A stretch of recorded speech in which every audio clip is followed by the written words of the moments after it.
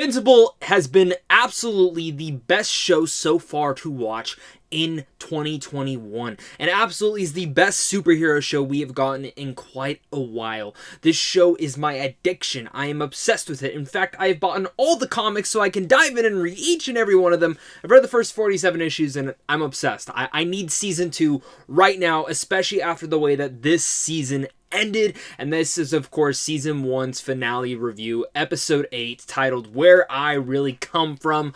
There's a lot to discuss in this episode, and I want to make sure to hear all your guys' thoughts down below in the comments section as well. If you guys are new here, though, and you guys just love talking superheroes, movies, TV, games, and anime, this is the channel for you guys. So make sure to hit that like and subscribe button so we can keep talking movies and all sorts of that stuff over here on a daily basis. Now, do understand, guys, there won't be too many spoilers in here. I'm going to try my best to avoid spoilers, so if you haven't seen the episode yet, but you should definitely go see the episode. And also, thank you so much to Prime Video for supporting and sending over the episode early so I can get you guys out this review right on time. So, without diving into this, last week's episode ended in a bloody, gory mess. Omni-Man killed Immortal once again and tells his son, we need to talk. And it picks up directly right in there. The intro to this entire episode, again, opens up into a flare of where it opens up very bloody. And, you know, the whole conversation, him saying, we need to talk, Mark. The big thing about this is I like how, you know, Mark just goes flying in for a punch. Like, what are you doing? He can't even control his feelings in this one particular moment. And it's big because that's something that I feel like a lot of us would be probably going through at the same exact way. And you really much feel for Mark. I don't know about you guys, but I feel for Mark in so many different areas because the way that he is, it very much feels like me. Like, if I were to be a superhero, I would be exactly like Mark. I would be invincible from every single point of view of him, how he handles his relationship, his friends, his family. It very much is how I would be, and I feel so relatable to Mark Grayson in some sort of instances. And I understand when he flies into his dad, but then his dad finally tells the true story of what has been going on and why he is truly there, which then breaks Mark down into, yeah, I'm not going to let you do that. And they get into a ferocious fight. I mean, think Man of Steel's ending. Like, I mean, straight up Man of Steel's ending and everything that, how Man of Steel had destroyed. And I love Man of Steel. But, like, rated R, blood and guts galore. Everywhere you could possibly imagine. And it's insane. I mean, the amount of body parts and blood and eyeballs and intestines and everything flying around everywhere. It was kind of disgusting in some senses, but it made sense.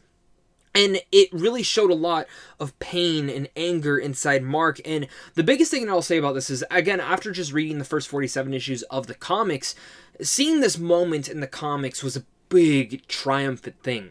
I actually think the show did it better than the comics, especially in this whole entire, again, the discussions that they're having, the fight that they're having, and especially just some of the smaller things that they made his dad say felt more real to the character in here.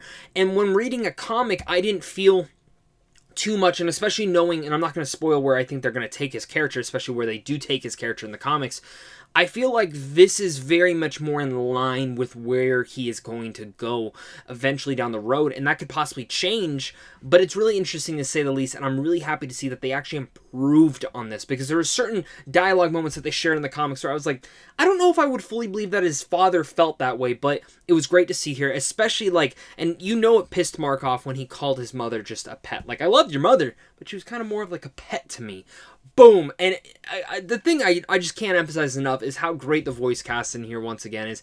J.K. Simmons as Omni-Man is just fucking phenomenal. And then you look at Yeun, who is also phenomenal as well in this role as Mark Grayson, and everyone around them builds this great supporting cast. Walter Goggins as Cecile is great, but just everyone builds this cast. But this is very much layered on both of them, and you really much feel their performance inside this episode, and probably some of the best animation as well that we've gotten so far in the entire show. Again, I said in my first episode review, the animation didn't really pop off to me yet, but each episode it continued to surprise me in a new, enlightening way, and especially within episode 8, within this whole entire fight sequence that we see break out it becomes one of the best moments of the entire series so far, and still continues to be why this is my favorite show on television right now.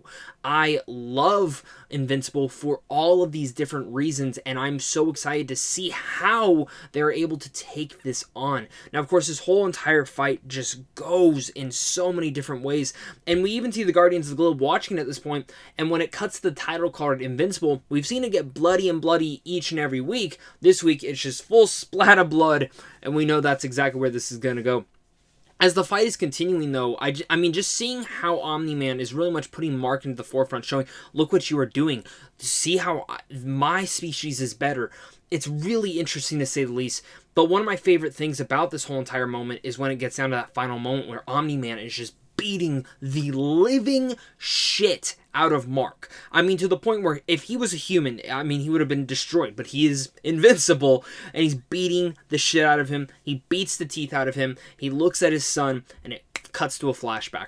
And in this one flashback, I felt so much emotion inside of me. I actually had tears kind of swelling up in my eyes at certain points, but I was absolutely stunned and scarred from this particular moment that it really riveted me. And again, the voice acting, insanely great, but just so relatable in this one particular moment that I absolutely loved this flashback.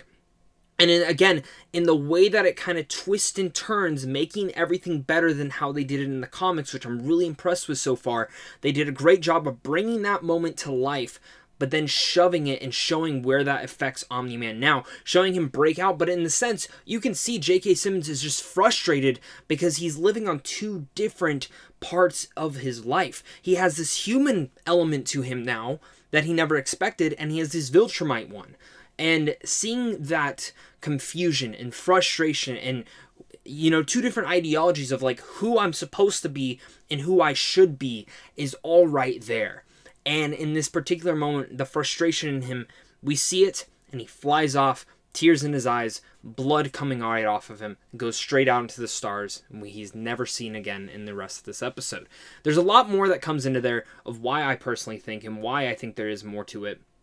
But I think this is a particular moment that will tie back very much soon, and again, makes me say, I need season 2 right now.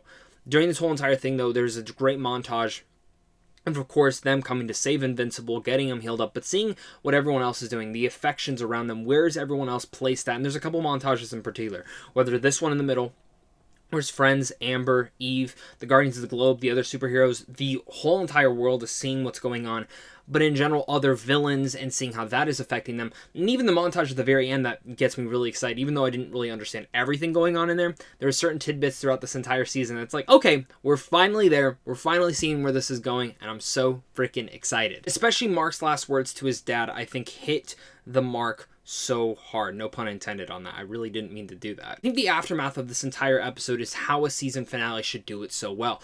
Open up ferociously, but by the back half, start setting up for what season 2 is going to be about, but in general, where our characters are at now. And again, while I love all the action and stuff, my favorite thing about Invincible is seeing that progression with our characters and seeing where they end up going.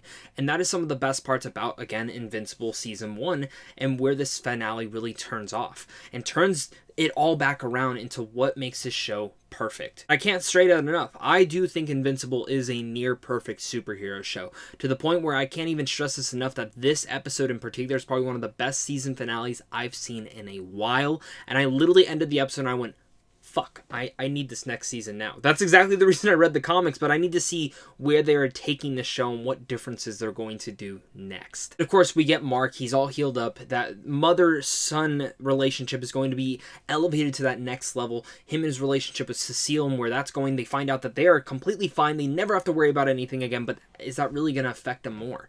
I mean, Debbie Grayson has now lost everything in her power. I mean, when she looks at her son, she probably sees Nolan.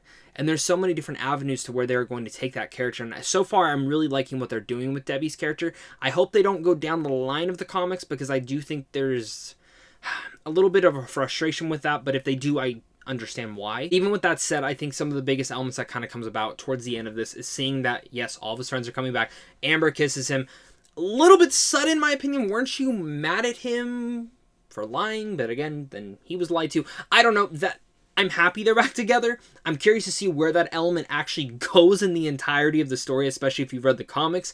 I've liked what they've done with Amber's character so far in the show. I think it's way better than the comics. But it seems like from my comment section, a lot of you guys are still frustrated with her as a character. So I digress on there. It was nice seeing Eve and Will show up, all of them having this discussion. Of course, they're getting food, and of course, he shoots up in the sky.